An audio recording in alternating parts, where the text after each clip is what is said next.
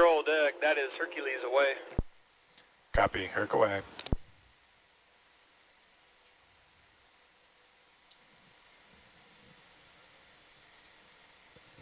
So pretty much when the release is pulled is when we mark that in C-Log 2214, and it's just dive status, milestone. Control deck, that is Hercules scooting out past the transom, still at a 90-degree, heading outboard to port. Control copies, Herc past the transom.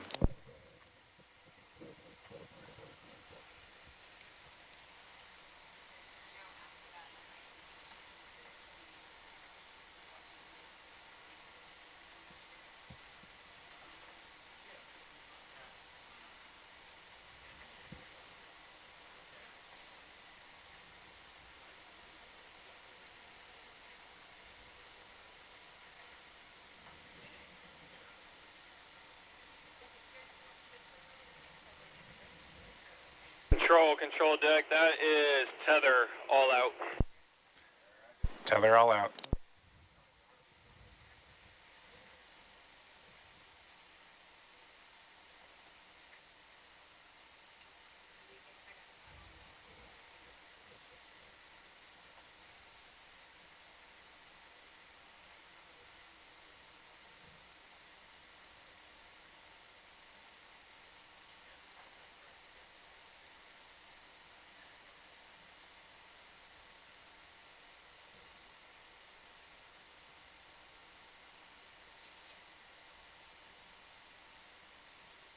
Hercules, full ahead, diagonal, all the beams. And a little lateral. The laterals, there's no deadband, so Will you turn on our beacons? Did they turn Atlanta beacon on? Yes. Mm-hmm.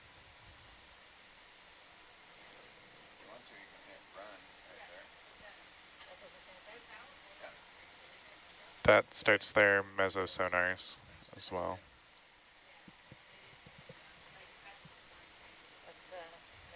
Yeah. Control deck, I have Hercules pulling off hard to starboard. Anyway, you guys can straighten back up. Control copies, centering up.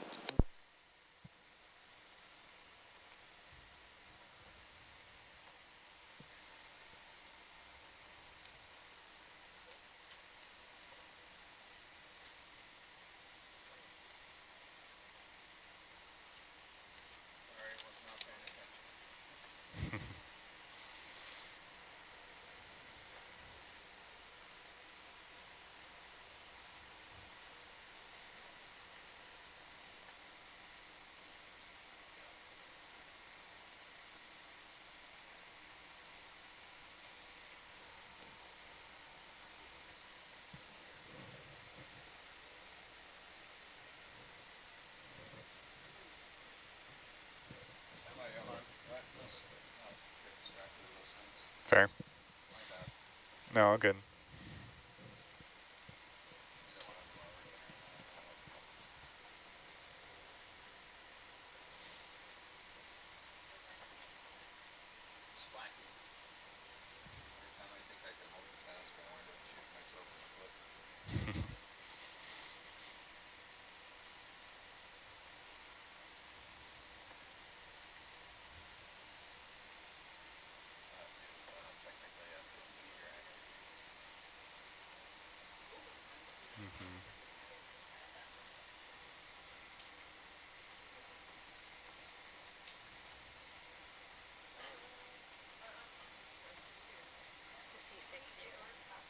What was that? Oh, yeah.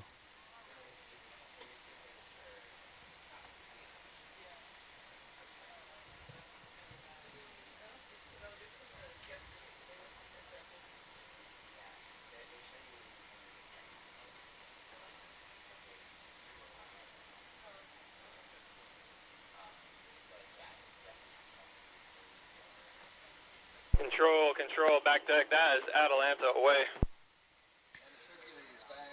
Copy, Ada away. Hercules is dive, dive, dive.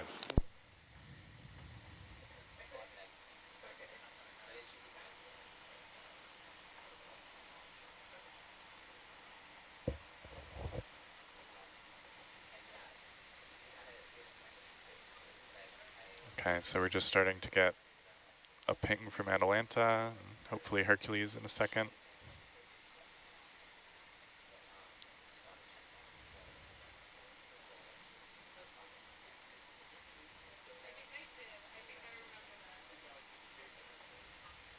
Great, we got a good ping from Herc. So then I tend to, at that point, switch to ROV make sure we're tracking there correct. Looks good here too.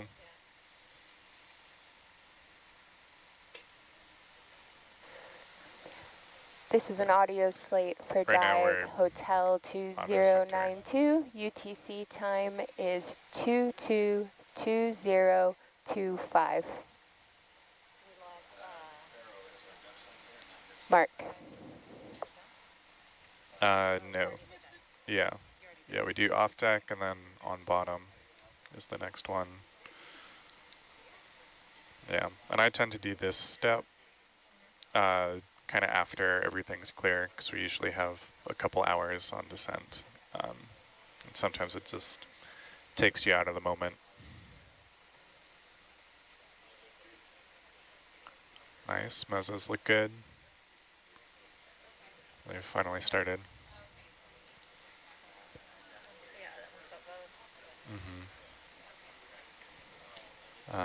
Yeah, so we're good here. 50 meters. We're coming down.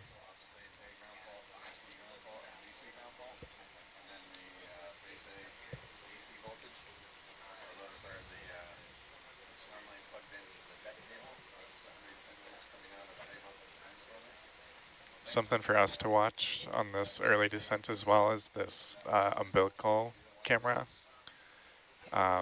When we're pretty shallow, that can actually become like a pretty stark angle. So like here it's fine, and that's why we kind of continue to stream ahead. Exactly, yeah. The only time you're concerned is if it's kind of pointing under the ship, which if we're continuing ahead shouldn't really happen. And once we're at 200 meters, then we have so much cable out that it's not going to be any significant angle. But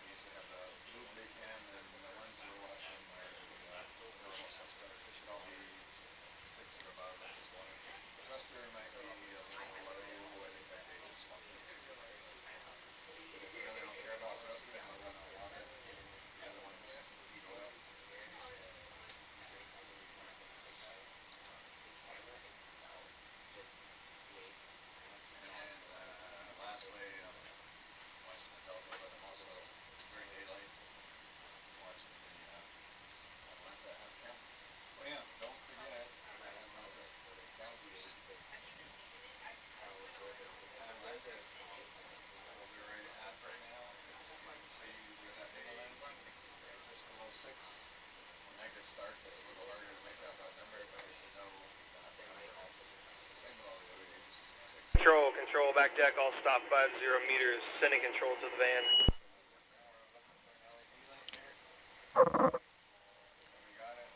control copies. We have control.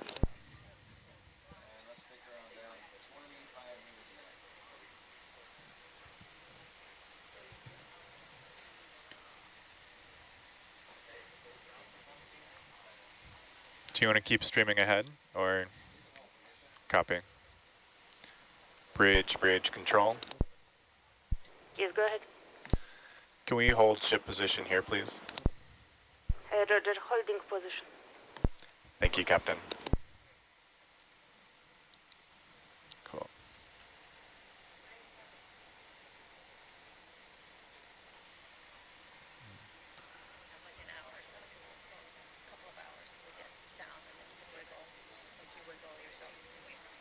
Yeah, after 200 meters at least. But we can ask that Dan zero his tether wraps.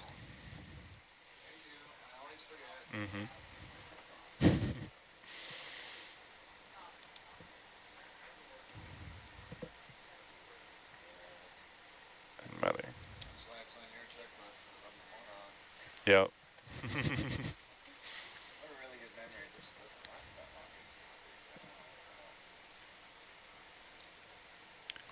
long. And we're holding position. Pull up your Ship is utility. slowing down.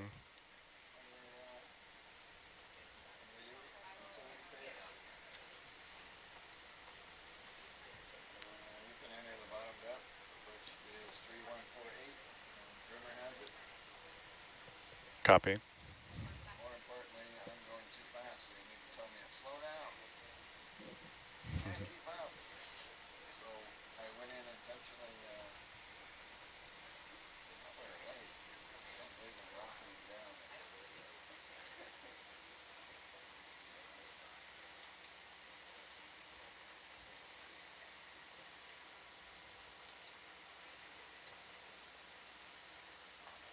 It's pretty calm, pretty calm. Speed up to high 20s.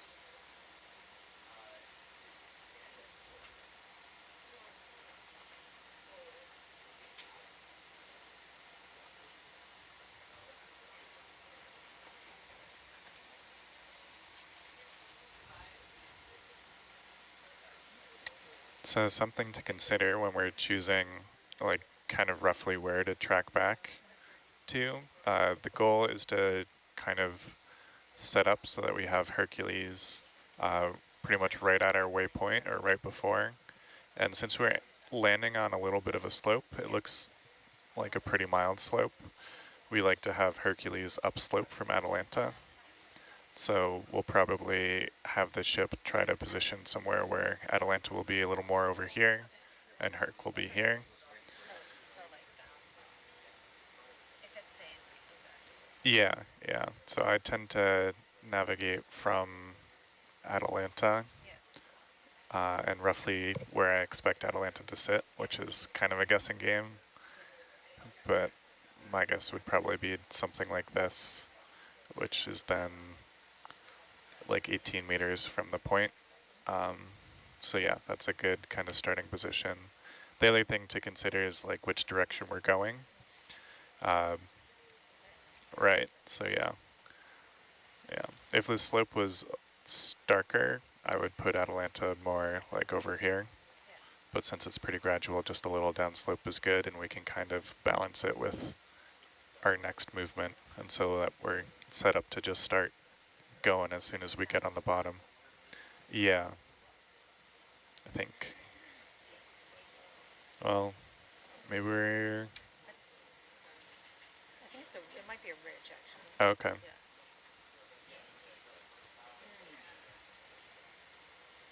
Yeah. Okay, so then we should be good in any direction, really.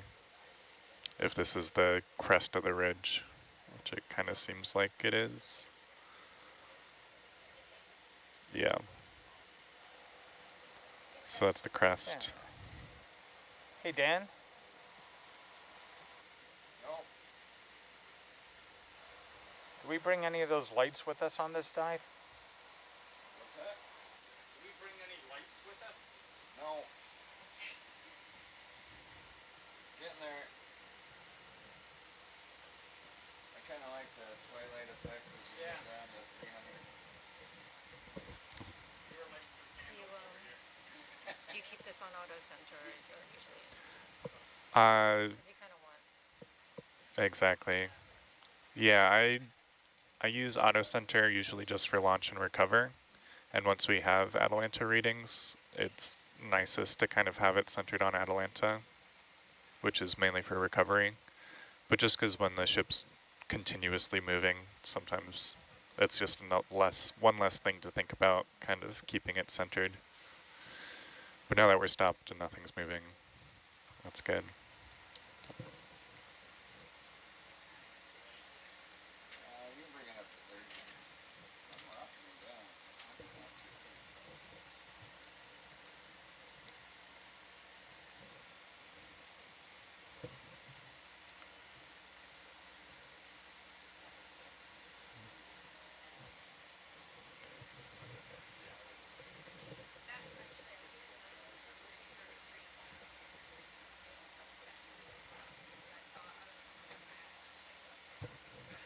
Hey, Ed. Yep. I noticed that the umbilical cam Yep. on our stern is, the stream is pretty choppy and Yep. slowly refreshing. Is that? And it will probably eventually completely freeze. Okay. Known issue, unable to address. Roger. Yeah. You're going to notice the same thing with our lasers. Cool. We can put this away.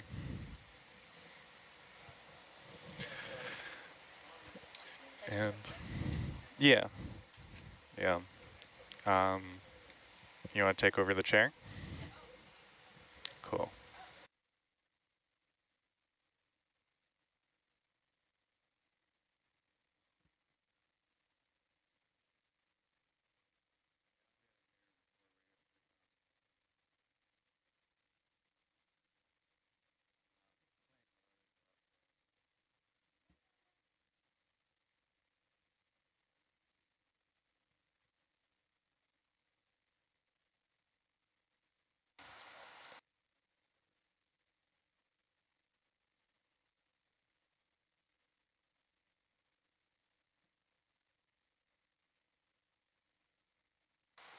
I will check.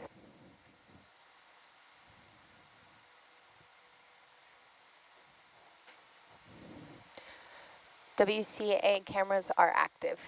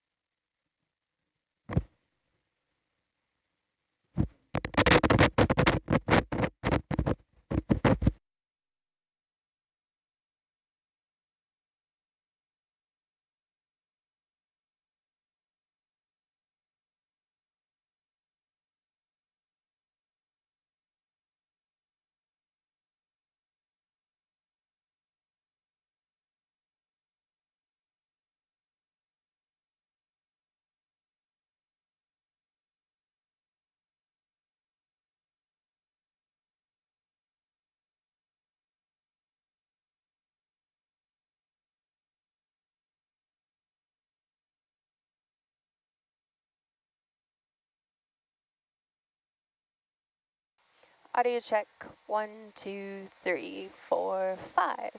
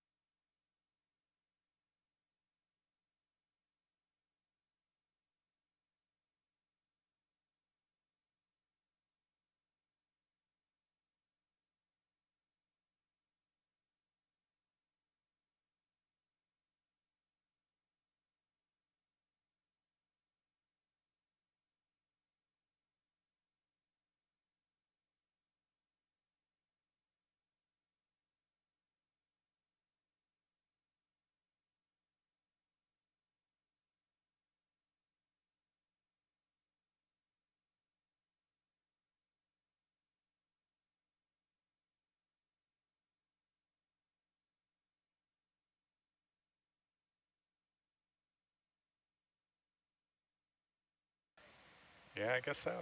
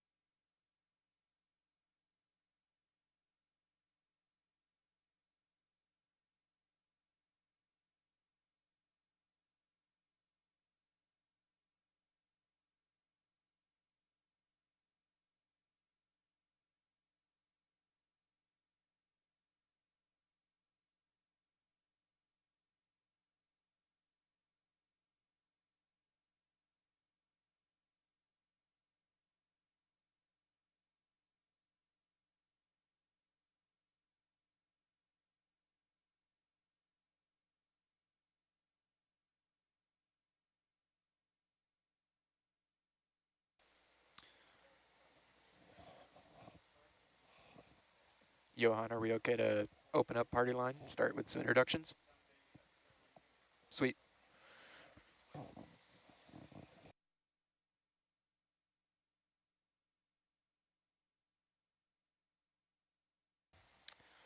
All right, party line roll call. Everybody hear me okay? Last sample number was 16. Now we're on 17. Yep, we can hear you. All right, so we'll start down the front row. We'll do some introductions just to check in how we're doing this morning. If you want to just share your name and your role with us here, and then I was thinking we could share maybe a body of water or a place near or close or far from water that you connect to that is, you know, somewhere special to you. Sound good? All right. I'm looking around at eyes in the control van to see if anybody's warming up to that question immediately. Anna, you want to start down the front row? Yeah, hey, good morning. I'm Anna. I'm in the navigation seat today. I really like well, it's a body of water. It's a biosphere reserve and an island group near where I live in Portugal called the Berlengas Islands. It's really beautiful. Snorkeling's amazing. There's tons of fish, tons of birds, wildlife. Yeah, I really like it. Water's cold, but apart from that, I love it. I've fiddled, yeah. So you see how The delta's increasing. 10 meters or so? Too much for it? If you want to get zen about it, get that same 70%. Since it looks like the front row is busy out, I can just go. But my name is Jacob. Okay. I'm one of the scientists on the watch today. And I guess the place I really connect to is probably either the chain lakes, which are kind of up in the North Cascades, Okay. or you know, anywhere kind of in the North Cascades, my favorite part of that mountain range. So, yeah. Water is cold there as well. Yeah. All snow melt. All right, Brianna, you want to go next? Yeah, my name is Brianna. I'm in the data logging seat for today. I would say my favorite body of water is probably like the Pacific, because my first dive experience was in Hawaii and that was amazing. And then also, since I'm from California, I spent a lot of time going to the beaches in Southern California.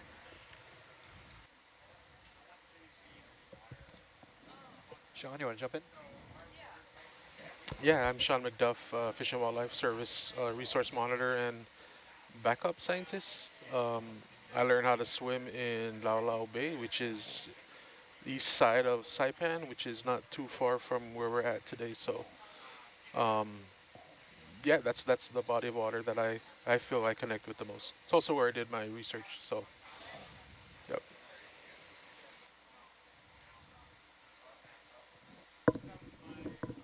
All right, I'll check back in with front row. Johan, you want to introduce yourself? We're sharing Yeah, our I name, can a jump role, in and a now. body of water we connect with. All right. Hey, everyone. My name is Johan Becker. I'm usually a navigator, but I'm hanging out in the Herc pilot seat right now, which is pretty exciting. For me, I'd have to say the waters around Bermuda have been kind of a big part of my early science career. I studied abroad there, and it was a really amazing experience where the courses were based on kind of diving, and we'd go like kind of practice our science diving processes, and then kind of the coursework would be interpreting that data, and it was just a really good time, a really good group of people, and the reefs there are really beautiful and lively. So I'd have to say that area for me.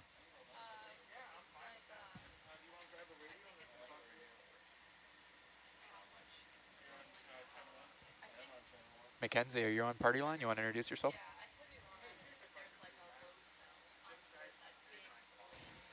Sorry, I'm having a bit of a hard time hearing. What was the question? So we are sharing our name, our role, and then a body of water we connect with that is special to us. Okay. Yeah, so my name's Mackenzie. I'm the Atalanta pilot, and I'm so sorry. There's a lot of chatter down here. What? Body of water. Oh, I really love the beach near Oceanside, California. That was.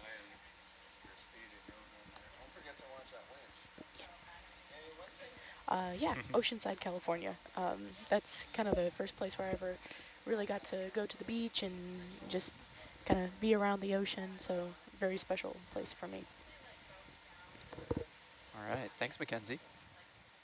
And my name is Kyle Mentor. I am the Science Communication Fellow, and my body of water is Pacific Ocean as well, specifically at Claylock Beach on the Washington coast, where I went as a kid growing up every summer, scouring for tide pools and you know, collecting wood for bonfires, swimming in the big waves, and then, you know, bioluminescence in the evening. So super special place to me, and we are currently in the Pacific Ocean, although quite far from there, a lot closer, like Sean said, to Saipan in the Northern Mariana Islands and to Guam. We are currently descending for our second ROV dive of the season. This is NA-171. The dive name the expedition name is Matingan, which is a Chamorro word for deep sea. And this is our second ROV dive. And I'd love to also just get a little introduction about what the purpose of this dive is and what we're looking to find once we get down to our dive depth. Jacob, you want to jump in? Sure. So pretty much the purpose of this dive is to go to a previously unexplored part of the Marianas Trough, or Trough, and which is also known as Marianas Back Arc Basin. And the idea is to get these young, fresh lava samples from the trough and bring them aboard and basically just kind of do a bunch of tests on them, and not on the ship, of course, but once they get back to the mainland and into labs. But yeah, it's going to be a pretty short and sweet dive today, I think. Just going to be getting some rocks on the seafloor.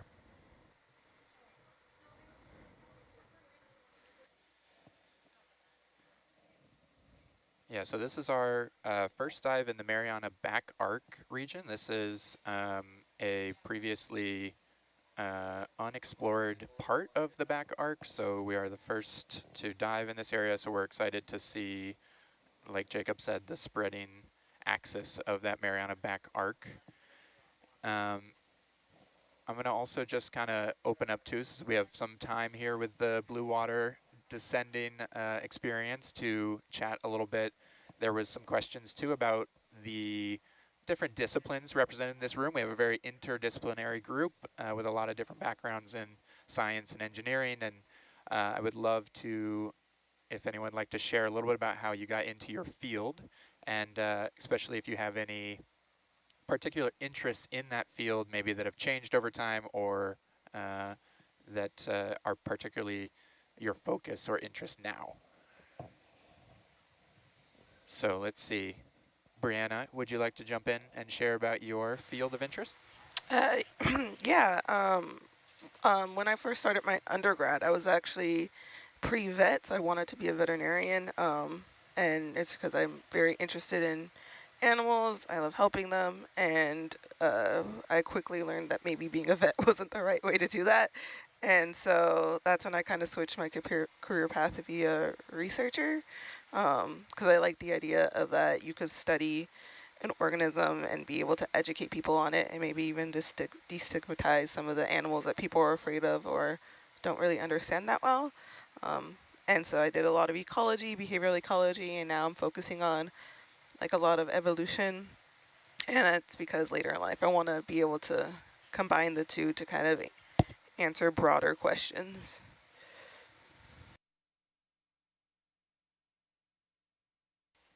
That is awesome. Now I want to ask you what questions you hope to answer. What is your life thesis? So for right now, my dissertation is trying to figure out the relationship between different families in pycnos, sea spiders, and using that information to try and figure out how the evolution of their oral appendages have come about, and if it's more related to their phylogenetic relationship, or if it's based off their environment, or based off of what they're eating. So I do a lot of molecular work, and I just want to keep up this momentum through life, just studying basically any organism. And I'm not super tied to one organism in particular. I just want to be able to study as much as possible.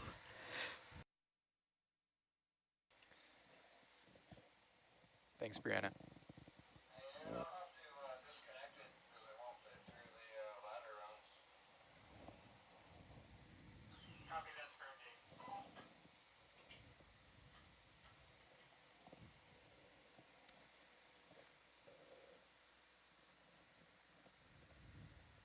Anyone in our front row? I'll give them a minute. Sean McDuff, do you have a particular interest in your field now, or when you started your career that sort of got you into it? What's your route into this role you currently have? Yeah, so I started down the path of like secondary science education. My family were all educators, so I was like interested in teaching, but I wanted to teach like high school science. So that's where I started. I took up all the basic requirements for science and education, and it wasn't until I was maybe two years in at the University of Hawaii, I took a class on living marine resources and was learning about all the trawling and destructive fishing methods occurring in the northern Mariana Islands. So, it hit close to home, and it got me wanting to be a part of learning about that and how I can help prevent more illegal and destructive fishing. So I switched over to marine biology, and that's where I graduated with an undergrad and graduate degrees in marine science. Grad school, I studied coral reefs and how land-based pollution affected coral reefs, in terms of, how they survive, and maybe some insights into their resilience. So that's kind of what I did. It's great to be back home working on the monument. I have to pivot now and maybe learn a little bit more about the deep, since majority of the monument are occurring in the deeper seafloor. So I'm getting an education this expedition, so adding on to the little that I know about about the ocean. Yeah, you don't realize how much you don't know until you start sitting next to people who know things. So yeah, absorbing all the information I can. Yes, for sure. I echo that 100%. Learning a lot, and I know people following along at home too are definitely learning with us, and so we love that that is part of this experience too. And this dive, kind of in that theme, is what we call a true exploration dive, since we haven't been to this site before. So we are diving down to 3,100 meters, just about. That is our target dive depth, where we hope to survey the Mariana back arc and to look at some cool rocks. So speaking of cool rocks, I got my rock specialist, Jacob, here on my right. Jacob, you want to tell us about your field and how you got into it? Sure. So I went to, Western Washington University as an undergrad, and there I got into working with, bathymetry and water column data, and in particular, like kind of looking at seep sites, or cold seeps more specifically, kind of offshore British Columbia. And then, after doing that, I was kind of interested in just staying in geology or some related field to like seep sites, so like more like volcanology, and then I ended up getting accepted to URI for grad school, and from there, just have been getting to build some more of that foundational knowledge in geology, and really excited to be out here and being able to apply all that after my first year in the program. So, yeah. Fun fact, me and Jacob are both graduates of Western Washington University. Vikings represent. Bellingham, Washington in the house. Ed, are you on party line? No, I don't see your mic there, but Ed, you want to chat with us about video? And we're talking a little bit about the field and how we got involved. Do you want to share your story? Sure.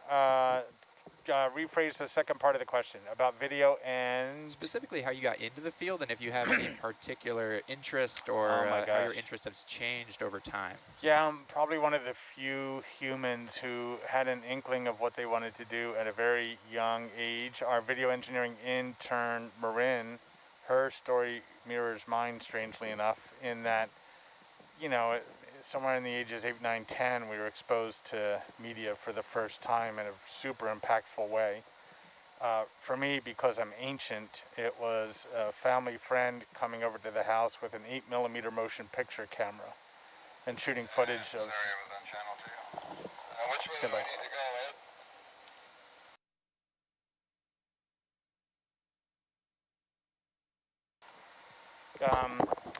And I'm standing here with a light jacket and a wrench on, so... I'll be right back.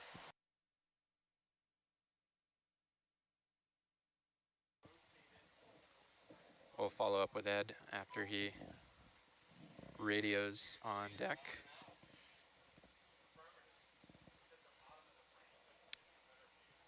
So currently we are at about 1,100 meters in our descent. We are in blue water. Are there any other names for this blue water time? I feel like I want to use that one, but I also feel like I need some catchy phrases for for blue water, for this kind of like open dialogue. I mean, party line. Oh, Ed, are you back? Do you want to share with us? I'm back for now till I get pulled into something else. The footage a week later gets developed, comes over to the house, and watch that, and I was like, I want to do that for the rest of my life. Like, I was just like, bam. And really just aggressively for my entire career pursued being able to tell stories and to use media to tell stories and motivate people to act. And I mean, from early age, chose my high school because they had a TV club which was defunct. As an incoming freshman, I still can't believe I did this. I called the school and found out what day the teachers arrived to set up their classrooms, and it was defunct because there wasn't a faculty moderator.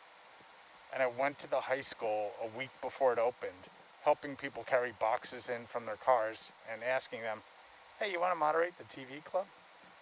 Until some sucker said yes, and resurrected it before I even started class.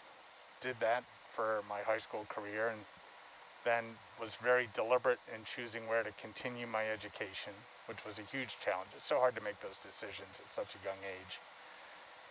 And was just so amazingly fortunate to just get amazing once-in-a-lifetime opportunities. I was a documentary filmmaker in the United States Army. And I was 19 years old and flying in helicopters and shooting footage, and I was with an amazing team of people just incredibly dedicated to it. So we would work all day doing that, get off of work, go change into civvies, get dinner, head back to the shop to start editing. We just couldn't stop. It was an amazing learning experience. And then just super fortunate career from there, and ended up stumbling into the deep sea world in 2005. My colleague Dave and I worked on a mission at a submarine volcano, actually, off of North America, and did the first transmission of HD footage from an ROV. And then 5 years later, I went to sea for the first time and haven't looked back. Just full on, this is what we do. And, you know, it's so challenging, this work. You know, I design these systems and they have to be fault tolerant. We can't go back to port to get a part. The loss would be astronomical. And it has to be something that a video engineering intern can sit down at and secure the critical deliverables that science needs. So that's a real challenge. And it's interesting work. You never know what we're going to see next. You have no idea what's just outside our lights. And so that's so intriguing, and the science is so amazing. And OET just uniquely provides such a great opportunity to give back through mentoring early career professionals. Not just on the technology and the bits and the digits, but here's how you present yourself as a contractor. Here's why you never talk bad about a work experience you had. Here's why attitude is more important than competence. Here's, you know, all of those things that are so very important to know, and for a lot of people can be very painful lessons to learn through experience. You can help them avoid that. And OET has put a ton of energy and resources, and we're given everything we need to develop these rich internship experiences that really can be so very impactful to these people's careers and completely change their trajectory. And so one of the hardest parts of this job as video operations manager is choosing, of the 50 or 75 applicants, who are the 3 people that get that shot. It's so very hard. They're all so deserving, but it's great work. It's you know, exactly where I need to be. I was just telling Lynette that on the challenging part, I have 43 years experience now in doing this work. And at sea, there's clearly some days I needed 44. You know, it can be really hard work. You should have started at 6 years old. I know, exactly. Yeah, exactly. I should have started a year earlier. Yeah. But yeah, it's and the funny thing is, I mean, it's a bit like, you know, busmen don't take the holiday on a touring bus. I probably have like, you know, 5 pictures of my kid growing up and no home movies, and I just don't do media stuff at home. I'm not a huge social media person, but I was wondering if you did remember what that 8mm film was. The first one you saw. It's even worse than that. I found the guy that shot it probably 10, 15 years ago. Still has his contact info, and told him how impactful it was, what that one event led to. And then it kills me. He told me, I think I still have that film in a storage unit somewhere. And the fact that I had the self-restraint not to fly to the town where he lives at and just start digging through storage units. So if that's meant to be, it's meant to be, but I can't believe that a single frame of that footage isn't exactly what I have in my head. I memorized that. I watched it 20 times. Yeah, it was really something. And I've been so fortunate to work on so many amazing projects with, you know, I worked in Alaska for 5 years, so getting to work with, you know, Native Alaska Settlement Claims Act corporations that are telling indigenous stories. Yeah, I've gotten to work all over the world. I worked for Sony for 11 years. I mean, this is what I do, and I'm very proud of you know, my expertise is not just in designing equipment solutions that can do something, but solutions that almost any operator can sit down at and make do what the equipment can do and make it easy for them. So it's really the human interface with the technology. So here in the control room, you know, we have a full broadcast operation here. If you went into a TV station in America, you would find the exact same equipment. But I've got interfaces that are so approachable that our ROV pilots are changing what they're viewing on their own monitors and recalling complete setups. So it's interesting work. Everyone has a different path into it. The trick is to really follow your passion. Don't restrict yourself. One of the bits I share with the early career professionals is apply for everything. If you read something like, oh, they want me, make them say no. Don't you be the gatekeeper to yourself. you apply.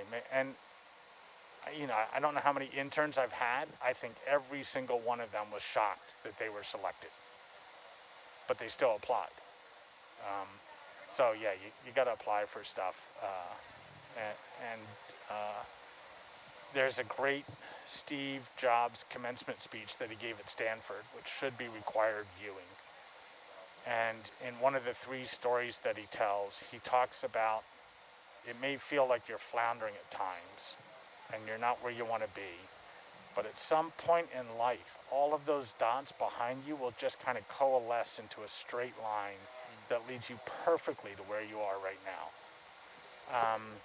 So I've worked with a marine biologist who thought that they wanted to be a graphic designer, went to school for graphic design, realized it wasn't their passion, really loved the water and organisms, and changed their major and did marine biology and got entry-level positions in marine biology, worked up to a position at a NOAA field office, where this NOAA field office was having great challenge because they weren't able to have fishermen make good fish IDs of the species they were trying to manage, and was then able to leverage their graphic design background to make these small laminated sheets that fishermen could take out with them. So you have to trust that all the places that your career takes you will all kind of line up at some point and click into place.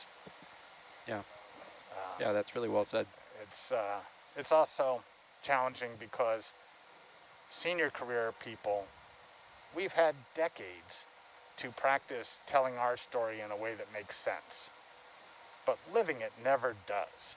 You're just a frog hopping from lily pad to lily pad, and they're sinking or changing under you. So I can tell my story, and it's I worked at this amazing job and I had this incredible opportunity, and then I went to this exciting thing. But early career people hear that and they think, that's amazing, I could never do that.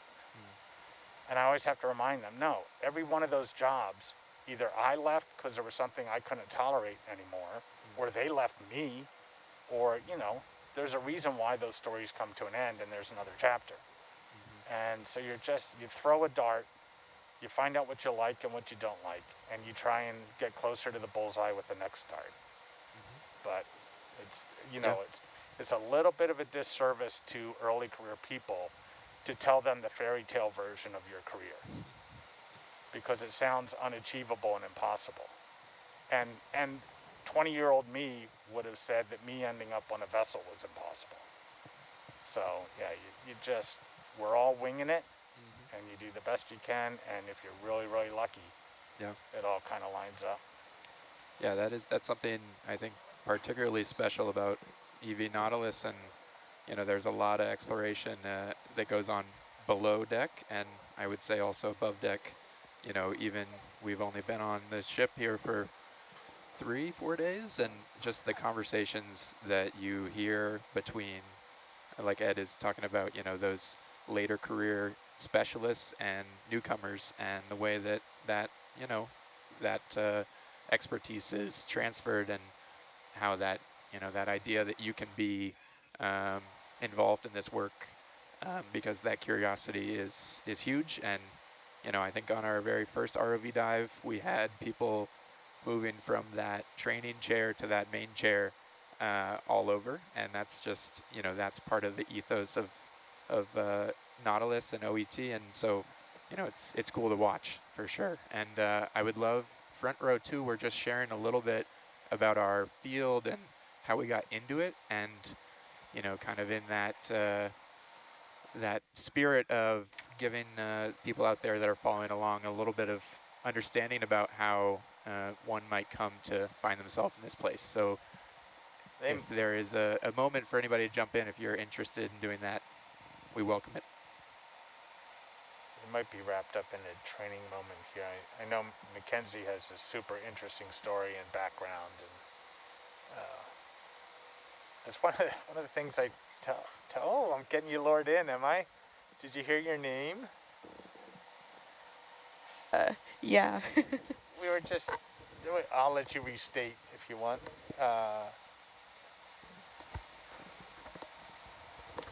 Yeah, Mackenzie. Well, Mackenzie, I did kind of just tell a story about you, so I don't know. I hope I didn't put you on the spot, but I was talking about on our first dive how you were actually driving Hercules. Do you want to talk about that, or just generally, you know, how you found yourself in this role and what your kind of interest in the field, where it started? Yeah, sure. So my background, I'm a senior undergraduate in aerospace engineering, but I love marine engineering, especially the last 4 years, you know, getting involved with my university's underwater robotics design team, you know, just really kind of ignited that passion for me.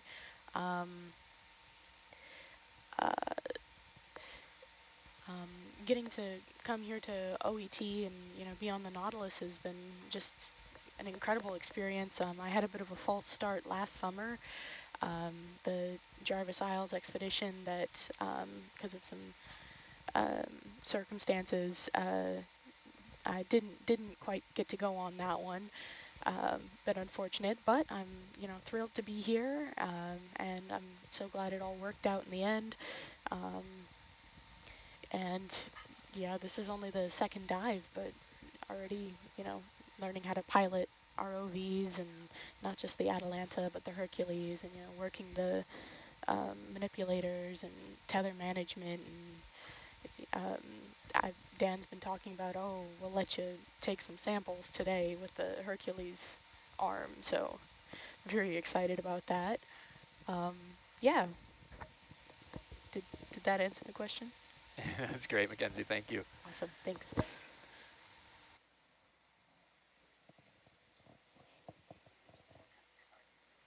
Yeah, I think, you know, we're getting a lot of responses in the chat too, just people echoing, you know, how important following those unique paths. And I think Mackenzie having the false start and getting to be a part of this expedition, it's just, you know, that's that resilience and kind of overcoming those challenges too. So we're so glad that you're with us, and we know that you are busy up there driving and piloting this ROV dive, which we are currently in descent to the Mariana back arc, and we are at about, let's see, depth-wise about 1,500 meters down with a target depth of about 3,100, so about halfway. And I did ask a question to the chat about names for this blue water, and Megan wrote in with the Midwater Watch as a name, which I like. So on Midwater Watch right now, I'm gonna see if Anna or Johan would want to share with us a little bit about their field of expertise and their route, maybe about how they got into their current role and their interest. Sure. Hey everyone, my name is Johan Becker. I'm a navigator on the ship here, currently enjoying my first Herc piloting experience in this blue water, which is kind of different and kind of fun, and actually probably relates more to the work I did in my undergrad and PhD programs.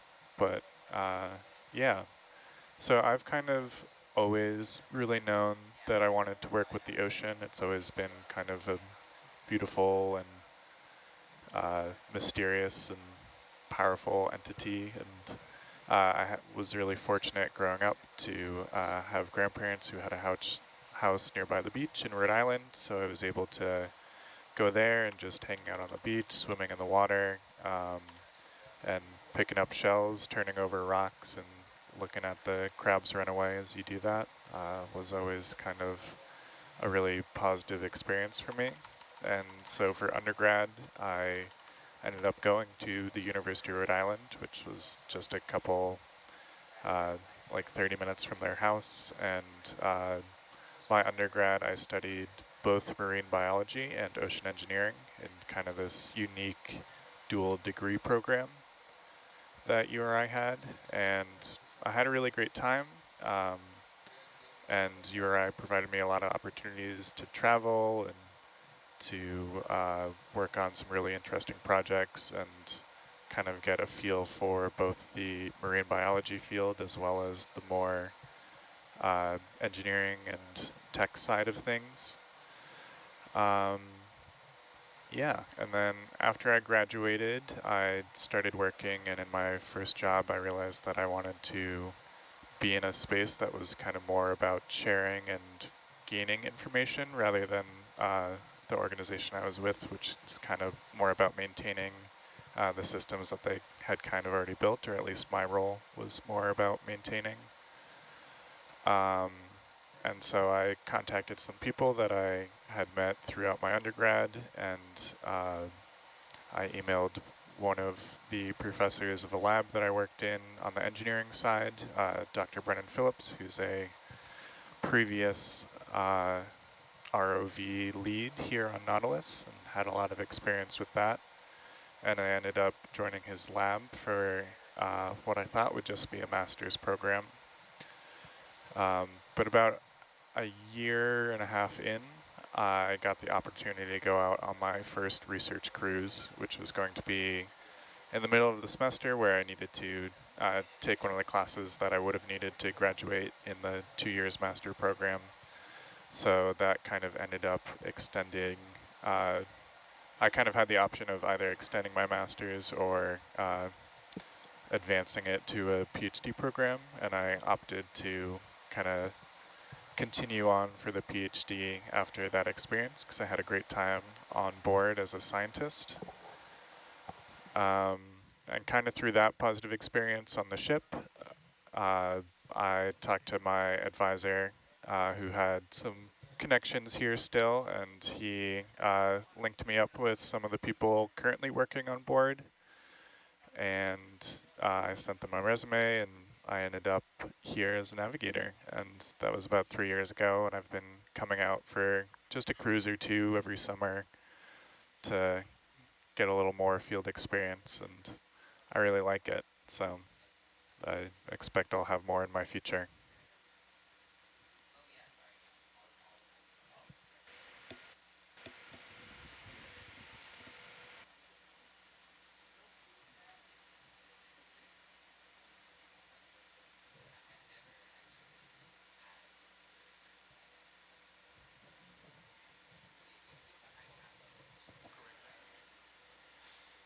Thanks, Johan, for sharing a little bit about your story.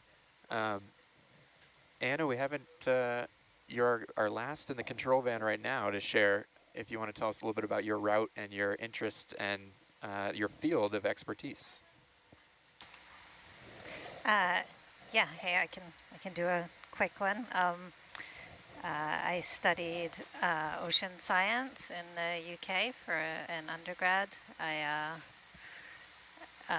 Actually, my dad took me on a sailboat when I was 15, and from then on, I just really wanted to be at sea all the time. So I worked on some square rig boats, doing like film work on these old like 18th century replica boats from when I was 18 to 19.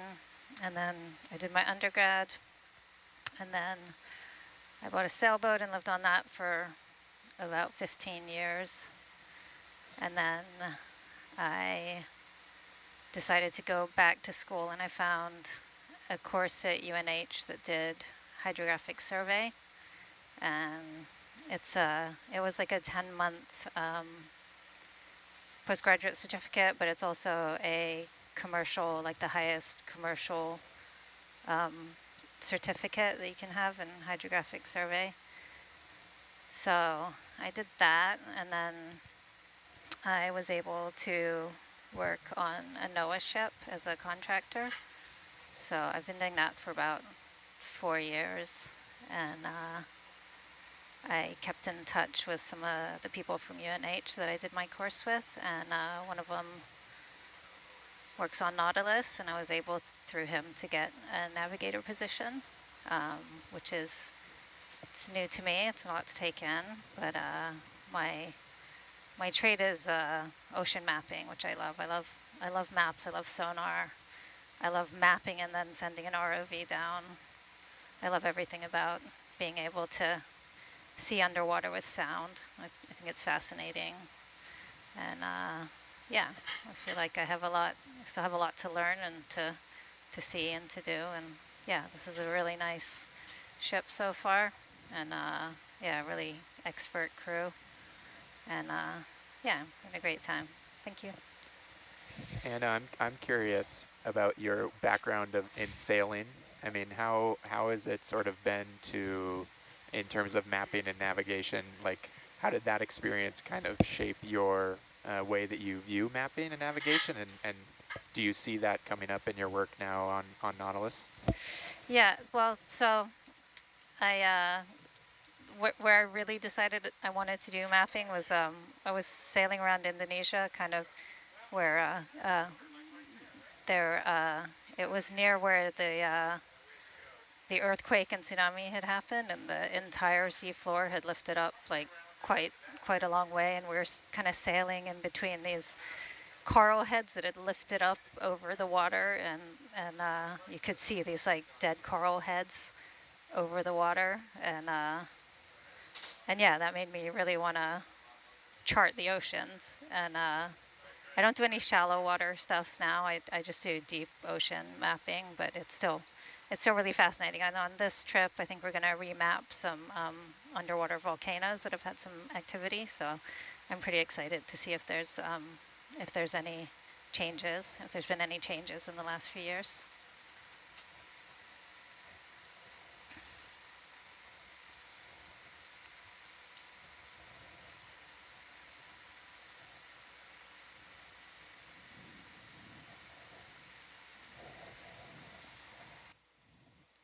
Yeah, thanks, Anna. Yeah, the mapping is pretty incredible. If you haven't seen some of the mapping data that we've already collected on these 2 dives, and also just the time tooling around to and from dive sites, it's pretty great to see these gaps getting filled and see the bigger picture come together. So I put in the chat a question kind of to the crew and also out there for any other names for this blue water time. I've been getting some responses. One comes from a viewer who suggests te'uk, which is a Chamorro word for deep colored or thick consistency. So I thought that was a very, very cool suggestion. Like that. I'm thinking, I hope I'm saying it right, but you can definitely correct me. I was thinking te'uk talk could be a potential describer for this time. So we are grateful to be in the waters of the Mariana Islands, and guests in this place, and so the Chamorro and Carolinian people of the CNMI and of Guam are stewards of this ocean, and it's a privilege to be sailing and to get to share this experience with people local and abroad all over the world. So checking in on our data, we have people joining us from all over the world. And so, shout out to those friends in Canada, United States, in Guam, where we are just southwest of Australia, United Kingdom, Germany, Poland, Netherlands, Mexico, the CNMI, Northern Mariana Islands, and in Spain as well. So just like our crew here, we have a broad representation, and we are so grateful that you're joining us as we descend into the Mariana Back Arc for our second ROV dive of Expedition 171. Matingen is the name of this expedition, and we are approaching 1,900 meters. 1,900, that's crazy. Hey, Kyle. Yeah. I haven't seen any of that fancy mapping data you were talking about. Is it possible that we can have a look and share that with the folks watching? That would be great. I think, let's see, who should we talk to about getting that data out there? I don't know, one of our experts, I would say. There's 2 or 3 of them sitting up there in the front row. Not listening to you, though. They might be busy, but you might be able to coerce them.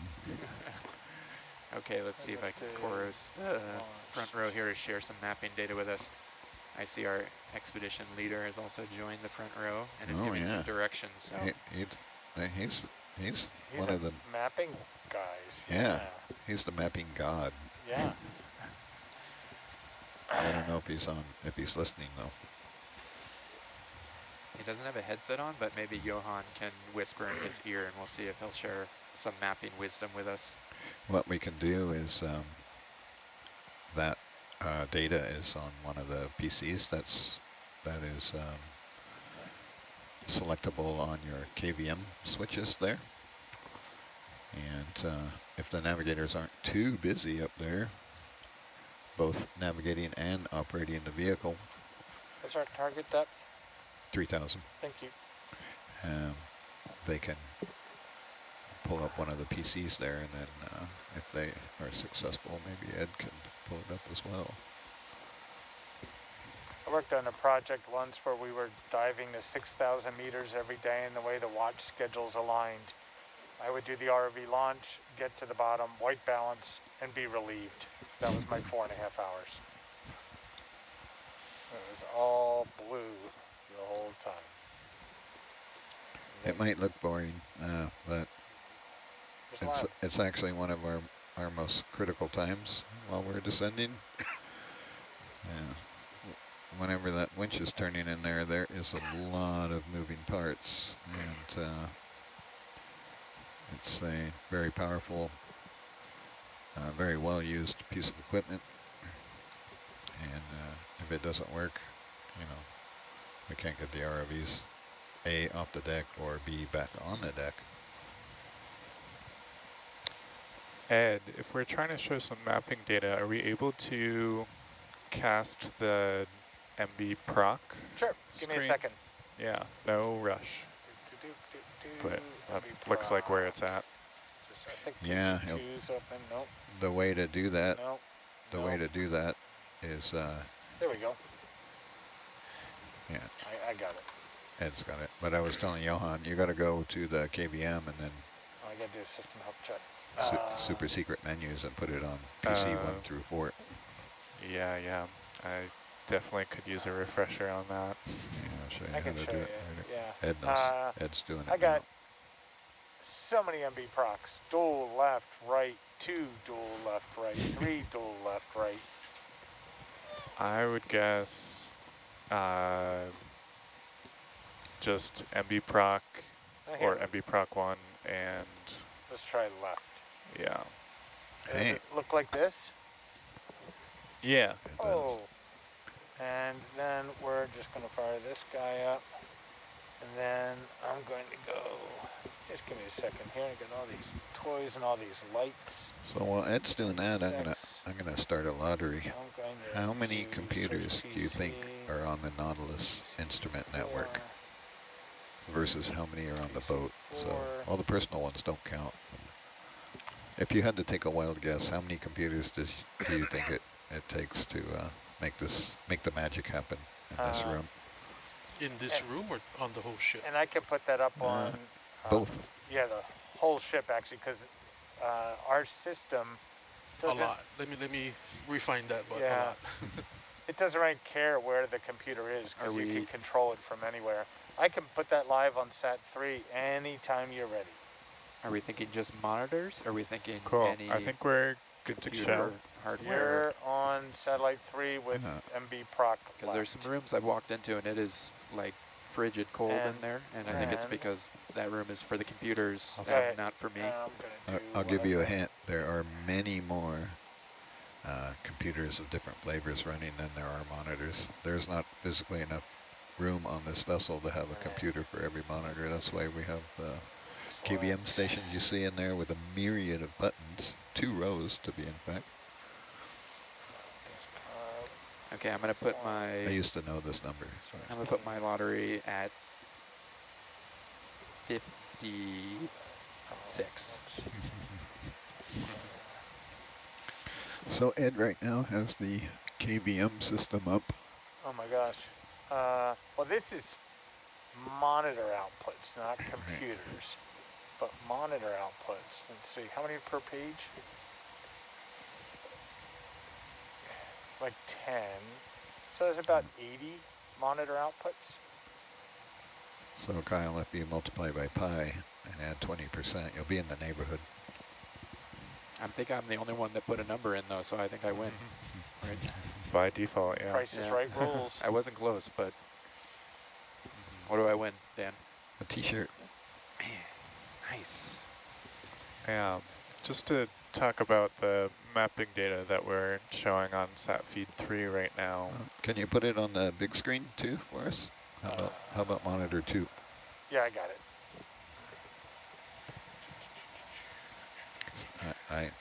Actually, I'm going to do something different. Just I love to throw the Kyle off. We're going to do sort of switcher. these maps are very cool, and we want to see too. Yeah. Wow. So this is our multi-beam track over the Toto caldera that we took yesterday prior to diving on the site. I think we have it at a 60 meter by 60 meter grid resolution. And you can see we just did one pass over it, kind of aiming for looking at the whole center area with our swath. And yeah, it's pretty sweet. Did we dive in there, Johan, or are we going to dive in there? We did dive in there yesterday. Yeah. So that looks to me like a giant inverted volcano, a caldera. Is that what you call it? Mm-hmm. I don't know. It also looks like a really cool bathtub. Yeah. Yeah, I think it's called Toto, which is a, I don't know if you remember, maybe a Guam toilet bowl company. Really? Yeah, because if you look at kind of a little larger scale, kind of the plateaus on the edges of the caldera kind of look like the seat of a toilet, but in a very nice way. So how big is that? Like the length and width and depth of it? Like, I didn't realize we were in this giant hole in the center of the ocean. Yeah. That's very scary, actually.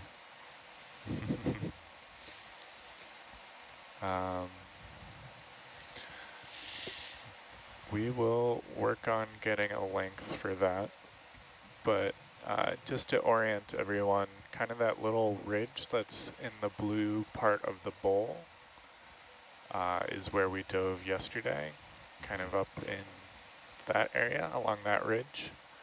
And that's the area that back in 2003, a Japanese vessel found a bunch of venting, and we attempted to revisit those sites and take some measurements of the chemistry coming out of the hydrothermal vents, because it's apparently quite unique in this area, and generally around back arcs. I'll let the scientists speak more to that at some point. What are you doing now with that squiggly line you have drawn on the bottom of the screen there? What does that represent?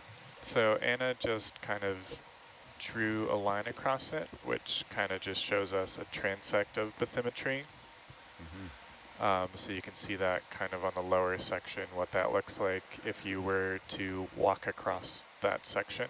And it looks like the bottom x-axis shows the distance along that. And so we're seeing that kind of the bowl of the caldera is about 5,000 meters or 5 kilometers long. And so how do you make this map? Like, does it just magically appear after we drive the ship over it? Pretty much, yeah. And those colors, the cooler colors are deeper and the warmer colors are shallower? Correct, yeah. Yeah, so we have on board a EM302 multi-beam, which is this big array of hydrophones attached to the bottom of the ship. And we use that to collect this data with some settings and some love and some monitoring by our mapping team. And once that's all collected, the data has, there's some variation in the data and some kind of random points that need to be cleaned out. So we go through using this program, actually, Chimera, by QPS to kind of clean that data, remove all those points that are clearly not actually bathymetric features, and just kind of random points in the water column that got picked up, or just noise in the data. And once that's done, you're left with a nice pretty map that So looks like this. Is that like a point cloud or an STL file that I could 3D print? If I wanted my own bathtub toilet bowl? What was that?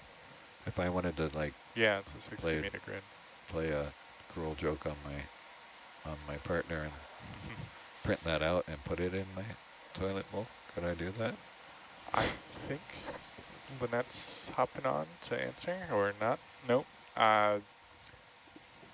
Maybe is my answer. I've never exported as an STL, but I've seen that done in the past. Yeah, we have. There's some very cool models floating around on the boat, and some on our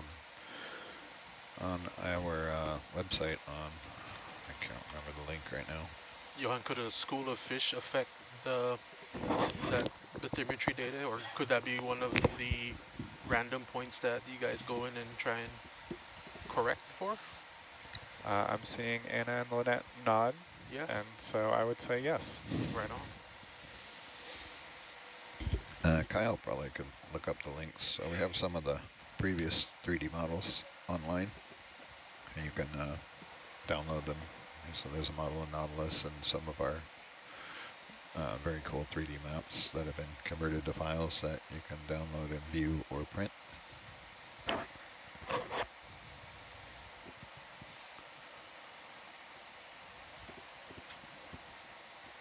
Great for classrooms. Yeah, and we have 2 3D printers on board, correct? At the moment, just one. Just one? Okay. One operational. We could always print another one. Robots making robots. It's coming.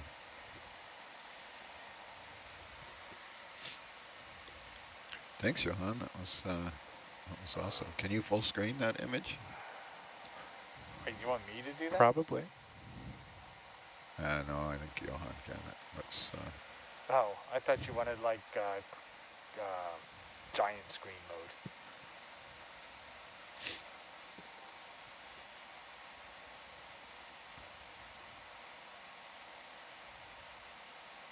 I think there's a bit of wizardry going on here because Johan's saying he's doing everything, yet I'm seeing 3 people over there actually doing all the work. Yeah, hands free. Johan's also glossing over. You don't just drive the ship over and magically get this map. There is a ton of work and expertise that goes into you could get making that map. Yeah. Not only by the mapping years of education experts, but the people maintaining the hardware and people driving the boat and people planning it just to get us here and go over it. Awesome image.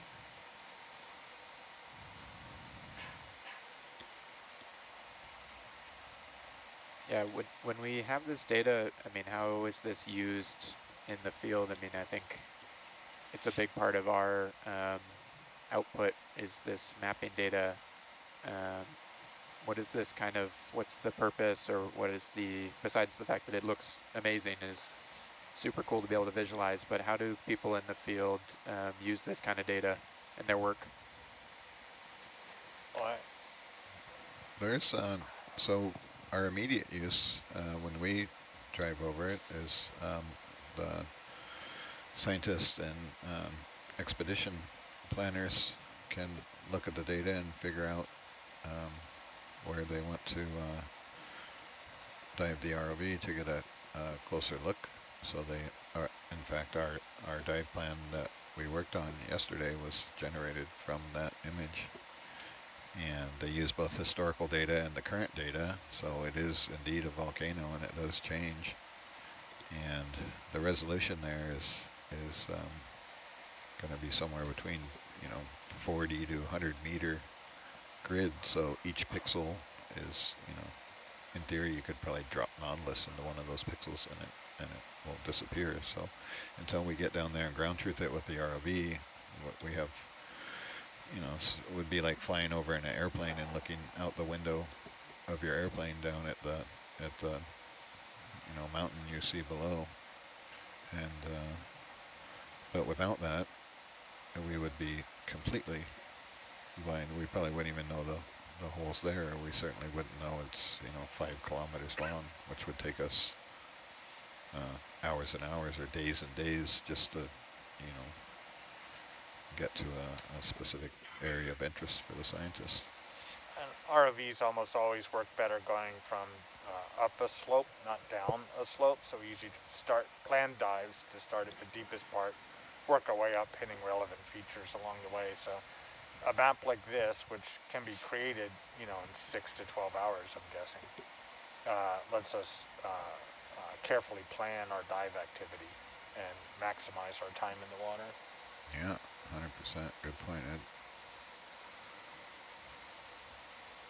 And we also look for hard return. If we find flat, muddy bottom, ROVs are perhaps not the best tool to explore those areas.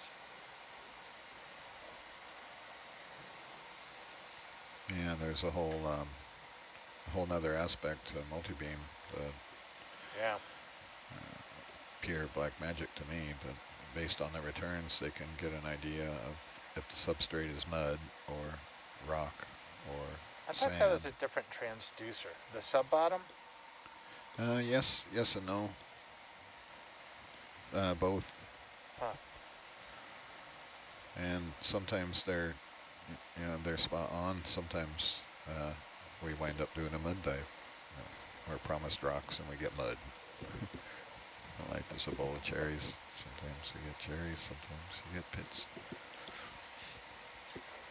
But for the most part, it's a fantastic tool for us. Besides all the, you know, mapping the seabed and categorizing the bathymetry as well as what fauna might be there, what the habitat's like. As one of our scientists often tells me, we're really good at predicting where corals aren't, but we're not real good at predicting where they are.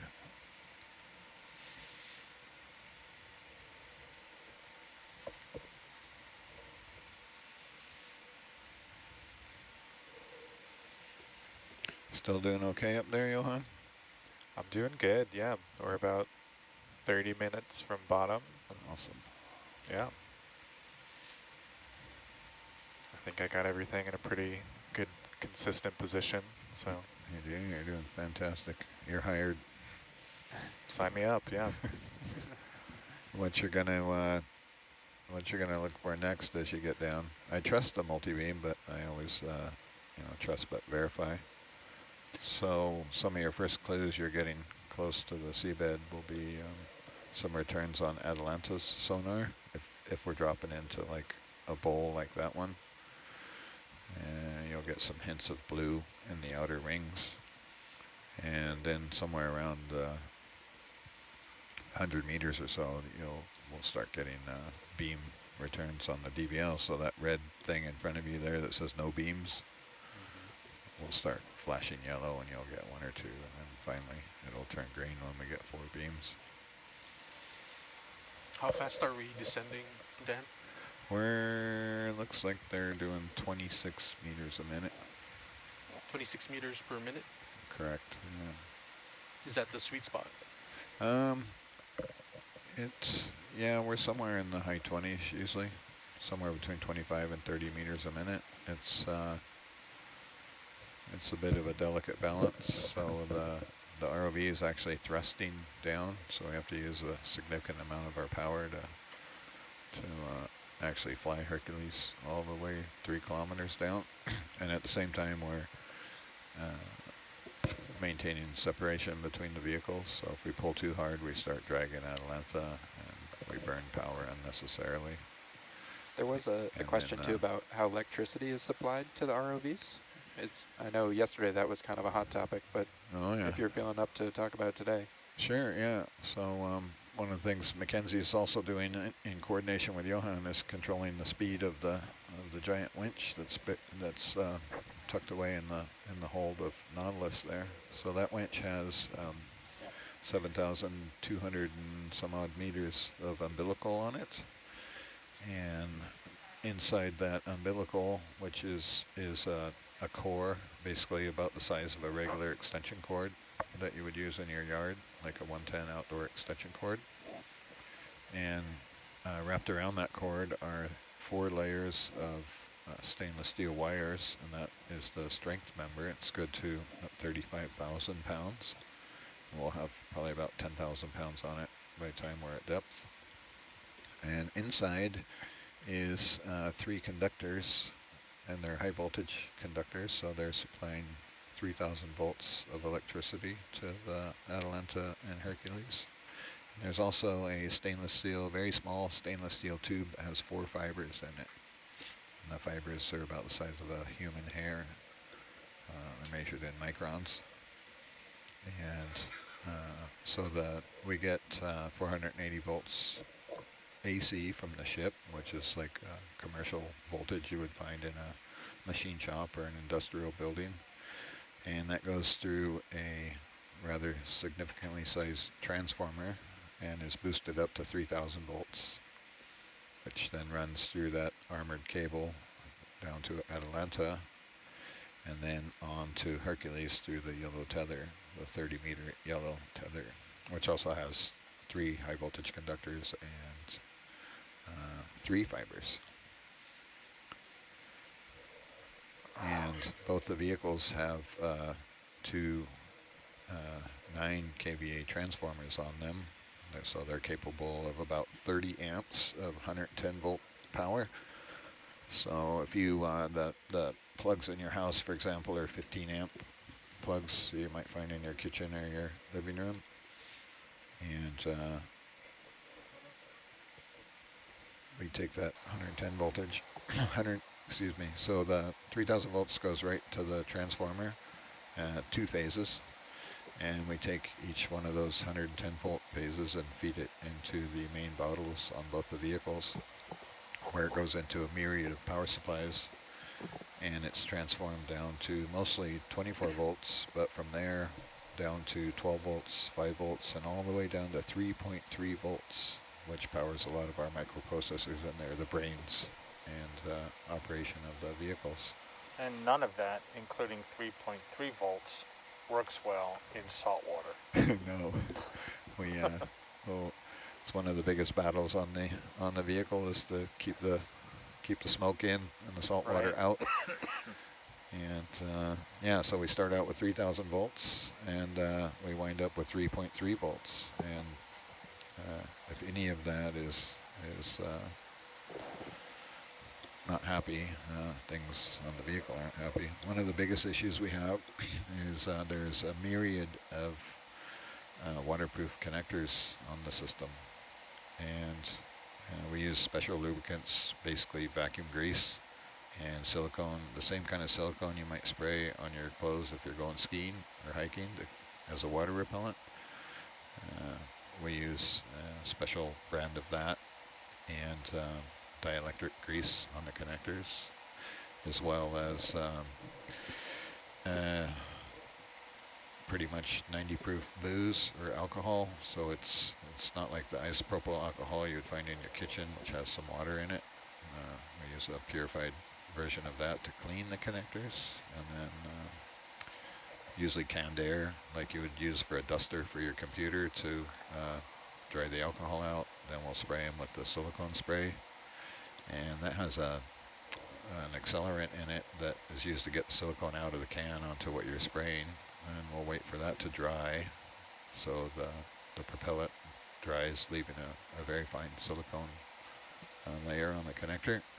And then depending on the connector, we'll probably apply a very small amount of dielectric grease. So they're rubber connectors with pins sticking out, so that allows them to slide together without sticking, and they're clean so there's no debris in there for a path for the seawater to get in. And then as we dive the ROV, that rubber squeezes on each other, and that makes a seal. And the deeper we go, the harder it squeezes. But any, just an eyelash on the connector, for example, can provide a path for the water to get in. If we're at,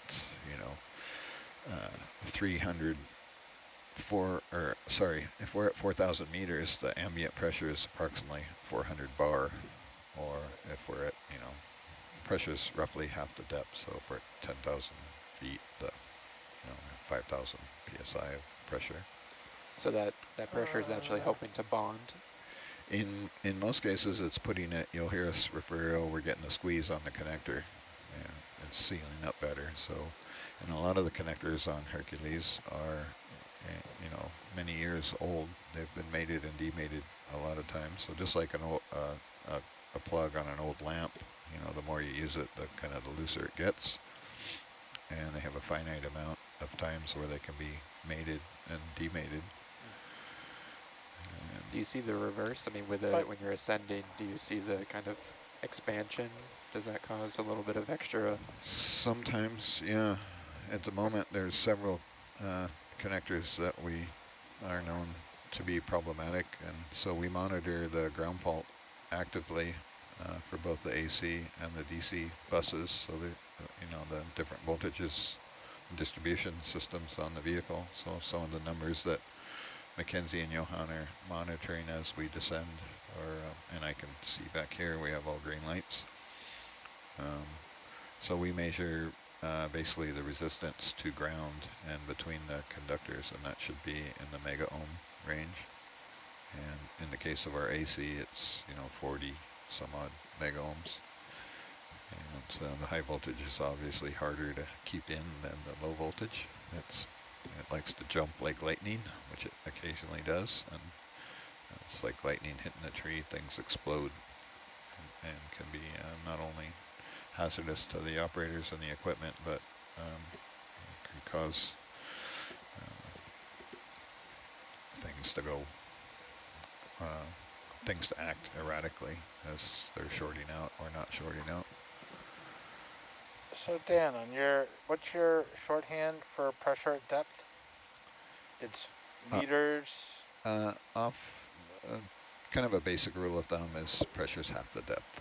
Pressure is half the depth in meter is pressure in bar.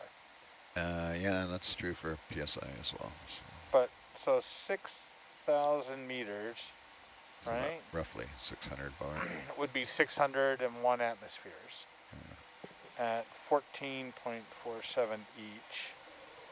So that's 8,600 psi, which is 600 bar. Yeah. So 6,000 meters depth is 600 bar. Yeah. But if you take Hercules, 4,000 meters, it's roughly 4,000 bar. So, and if I remember right, that's about 10,000 PSI. So 4,000 meters would be 401 atmospheres, absolute. Yeah. Which is 5,802 PSI. 14 which times. is 400 bar. Yeah. Yeah. As my understanding, there would be no math. So how many elephants is that standing on you? Got any? Is that like That's a great question. 50? Something like that? It's a lot. It's a lot. I'm sure our audience will do that math for me. There's various online calculators we use, but and you can't have like in the case of Hercules flotation or its electronics bottle, you can't have a huge safety factor because the weight becomes extreme. So we're pretty close to the edge when we're down at our rated depth. The housings are almost exclusively spheres and cylinders to distribute the pressure. Yeah. Also, pressure at extreme depth is not completely linear. Every additional 10 meters of seawater doesn't always equal one full atmosphere. Exactly. So as you get to like the Marianas Trench, then there's different math that comes into play to compute pressure at depth. And we also have the added bonus of temperature. So we go from, 100 degrees or 35, was 87 the other day here. So if you, put your something out on deck for a couple hours in the direct sun, where the ambient is 87 degrees, you're up in triple digits. And then we chuck it in the water and run it down to depth where the temperature is just above freezing. So we have those temperature cycles and the pressure cycles every time we run the ROV down and back up. For the housings we have that are at 1 atmosphere inside, they're air or nitrogen on the inside, we're running electronics in there, and that electronics has no way to cool. We can put a heat sink on it, but the material that we typically use, titanium, mill these housings out of a single piece of titanium, that's an exceptionally poor conductor. So you can have a titanium housing in 2 degrees Celsius seawater, and it achieves no thermal benefit from the seawater. You can still overheat your equipment very easily. There's some, but it's very, like you say, it's not very significant. So not like copper. You can, exactly. And we have also stainless steel housings and aluminum housings, and there's different calculations for the thermal properties, but it depends greatly, like the heat dissipation from inside the bottle when it's sitting on deck versus when it's at depth is it's enough to keep the electronics cool. Our fancy new high resolution cameras, for example, they will overheat on deck in a matter of minutes, but we're able to run them sustained while we're at depth. But even on the surface, so it's a big issue when we're launching and recovering. The water temperature here is like so bath water, and the motor on the vehicle is getting hot, as well as all the electronics in the housings, and the oil is getting hot, and it expands rapidly when it gets hot. So. I think Josh was saying on one of our shakedown dives at a depth of 150 meters, ambient water temperature was 2-3 degrees Celsius, which is still very warm to be that deep. Room temperature. Yeah, that's the temperature it is in here right now. Or as Mike Landwood from Oregon would say, "It's too hot, Dad.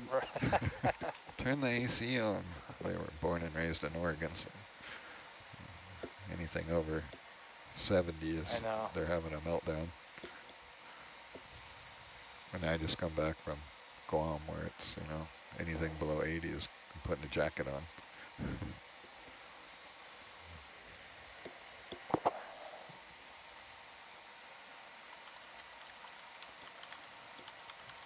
So we did get somebody in chat said 6,000 meters, that's 602 bar or 8,735 PSI.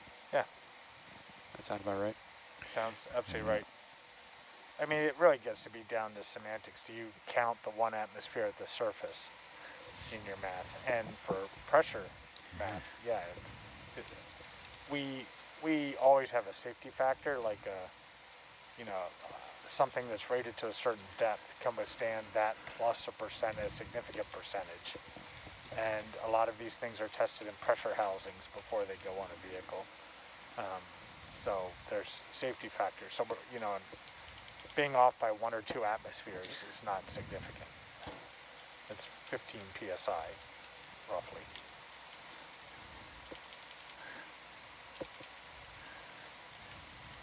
But still an interesting, knowing that the weight of Earth's atmosphere, all of that gas, is 15 pounds of pressure per inch. Gives you an idea of how much gas there is pushing down.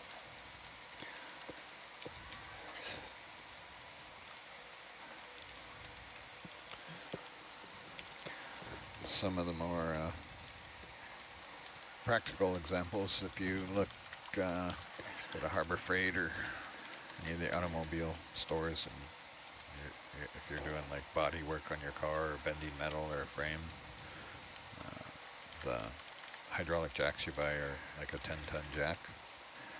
And the pressure that they're rated to is similar to what the pressure we see, what Hercules sees at depth, which is definitely enough to bend metal. 10-ton jack, that's the jack you typically jack your car up with to change your tire is like a 2-ton jack. Or a forklift, the average forklift you see is capable of lifting 5 tons.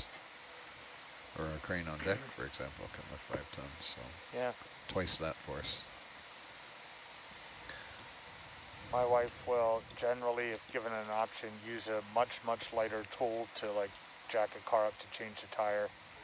She'll usually use an iPhone, call somebody to have them come and... Yeah. I know we're close to the bottom, but is it possible to turn the lights off to see if we can see any bioluminescence for a second or two? We can, I'm open to trying it. Our sensor in the camera can't show it anyway. Yeah, you can turn the, Johan, you can turn the uppers and the mids off, and that will... it's cool to see too how dark it is in the deep. Uppers, mids, and downs are probably already off, I think. And then I can increase the sensitivity of the sensor, which will introduce noise. But so that's with our iris all the way open, and I have electronic ways of looking at what the signal is, and there is nothing there. But if I start increasing the sensitivity of the sensor, I still don't see anything. Still going up. Now you can see some of the noise coming in from the sensor. That's at 12 dB of gain. An interesting story. Dr. Nicoya Masse, who's from Micronesia, was the fourth woman and first Pacific Islander to descend down to Challenger Deep. Yeah. And on her way down, she said the lights were off, and she just saw, like, this bioluminescence down in the deep, and reminded her of the stars at night. So, the closer she got to the bottom, reminded her of the sky. So, I'm not in a submarine going down to the bottom per se, but unfortunately, we have worked with very, very, very low light cameras. Yeah. Some of them created by Johan's advisor, which Aaron Rainey, one of our video engineers, got an opportunity to operate those cameras. But all I can bring up is noise in the thing. I think it's worth a try. Yeah, certainly worth a shot. Mackenzie, we can go back to your...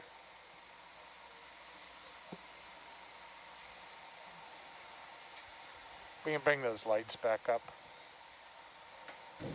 please. Yeah, I've made dives in Alvin long ago, and had the same experience of going through the water column, on your way to the seafloor, and it was amazing because the lights are out in Alvin to save power because it's all battery powered right on the way down. So, and looking out the window. And as Alvin's descending, it's slightly disturbing all the creatures in the water. And so they're, like, as far as you can see, there's things glowing as you're descending and going by. And, and it's all three-dimensional, right? Because you're looking out the window. And, it's like, my God, the ocean is full of life. There's all these gelatinous creatures everywhere. It was really... amazing. Yeah, seeing bioluminescence is really cool. I was in Puerto Rico doing, I'd say like a late night kayak excursion. Yeah, and I've just done seeing, that.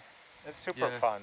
Yeah, and Pyrodinium you put your hand in the water, and then it looks like Tron as it comes off. Oh, yeah. You can see fish swimming. Yeah. In the water. I've had that experience too. Yeah, I remember I was doing field work in the Galapagos from a boat, and we were anchored at night and had to get up in the middle of the night. And and there were like, you could see there were predator fish chasing smaller fish, and it was all like lit up in the water at night. It was incredible.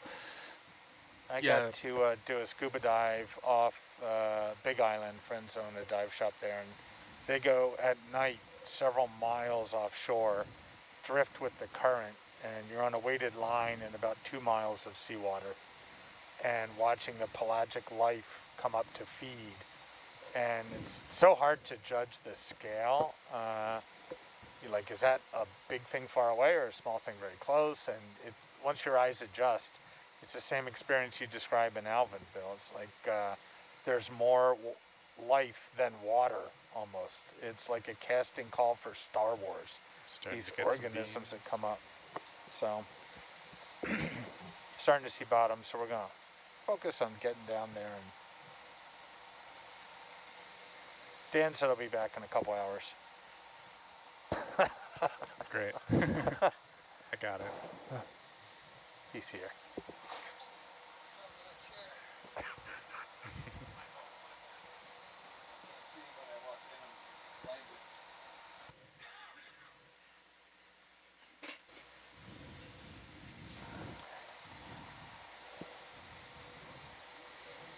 We got beams.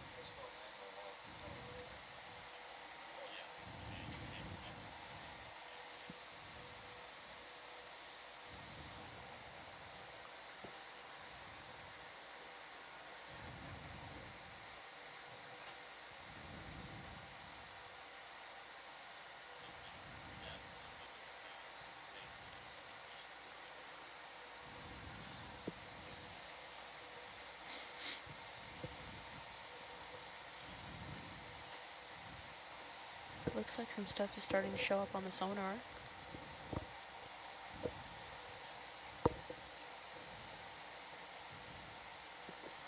I have a quick question for the ROV pilots. So did you guys turn off or power cycle through the lower wide field view camera? Do you want to sit here?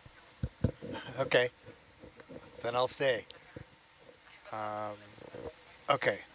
Perfect. Yeah, stand by. We'll ask Dan. You don't know. Oh.